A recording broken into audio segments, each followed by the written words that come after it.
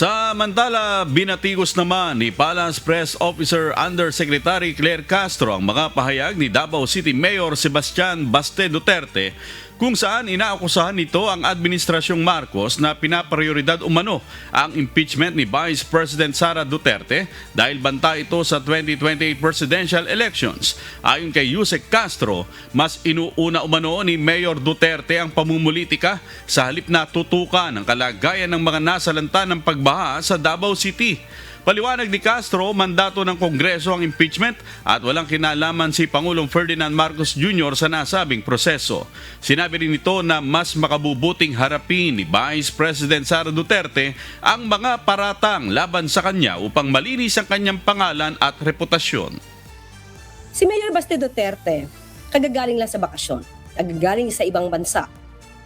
Instead na unahin ang kapakanan ng mga constituents sa Davao City, dahil nakakaranas sila ng pagbabaha, inuna pa talaga ang pamumulitika.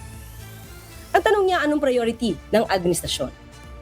Kung hindi siguro sila madalas magbiyahe, hindi siguro sila madalas magbakasyon, at nanonood sila ng news, malalaman nila kung ano ba talaga ang programa at proyekto ng pamahalaan.